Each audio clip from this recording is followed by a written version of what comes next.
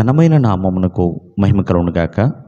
ప్రభువు పేరట మీ అందరికీ హృదయపూర్వక వందనాలు. ఈ ఉదయకాలము దేవుని వాక్యాన్ని విందాం. మార్కు సువార్త 10వ అధ్యాయము 22వ వచనము. అతడు మిగుల ఆస్తి గలవాడు గనుక ఆ మాటకు ముఖము చిన్నబుచ్చుకుని దుఃఖపడుచు వెళ్ళిపోయాను. ప్రియమైన వారలారా, ఇక్కడ అతను అంటే ఒక ధనవంతుడండి. ప్రభు ఎద్దుకు వచ్చి సద్బోధకుడా అని ప్రభువుని పిలిచి, నేను నిత్య జీవానికి వారసుడుగా మారాలనుకుంటున్నాను, అలా నిత్య జీవానికి వారసుడు అవ్వాలంటే నేనేం చేయాలి అంటూ ప్రభువుని అడిగి తెలుసుకోవాలనుకుంటున్న ధనవంతుడండి. మరి అటువంటి ధనవంతుడికి దేవుడిచ్చిన జవాబు అతనిని ఎంతగానో నిరాశపరిచింది, విచారములోనికి దుఃఖములోనికి వెళ్ళేలా చేసింది.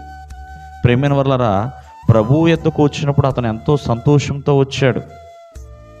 ప్రభువు ఏ మార్గంలో వెళుతున్నాడో మరి ఆ మార్గాన్ని తెలుసుకున్నాడు. ప్రభు ఎద్దుకు పరిగెత్తుకుని వచ్చాడు, ప్రభు ఎద్దుట మోకరించాడు, ఎంతగానో ప్రభువుని తను అడుగుతున్నాడు.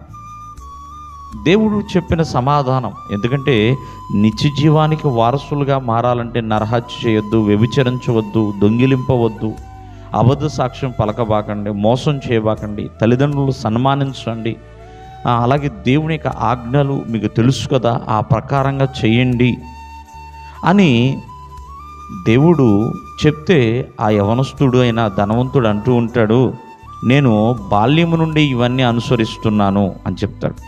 ప్రభు అంటాడు, సరే అంతా బాగానే ఉంది, నీకు కొదువుగా ఉంది, నీ ధనమును అమ్మి బేదలకిచ్చి నన్ను వెంబడించు, పరలోకమందు మీకు ధనం కలుగుతుంది అనే విషయాన్ని కూడా తెలిస్తే, ప్రేమైన వల్లరా, ప్రభువుని వెంబడించటము అలాగే ధనముని విడిచిపెట్టటము ఇవన్నీ కూడా తనని విచారంలోనికి తీసుకువెళ్ళిపోయినాయి.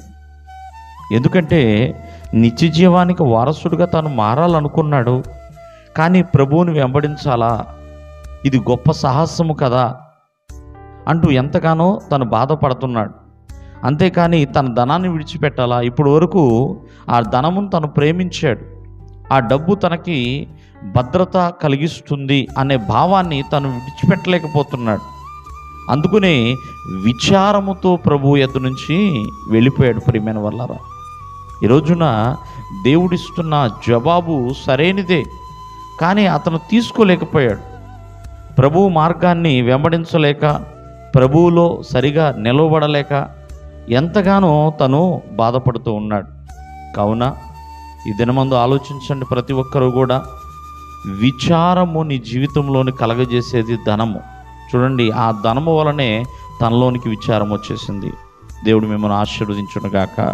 ఆమేన్.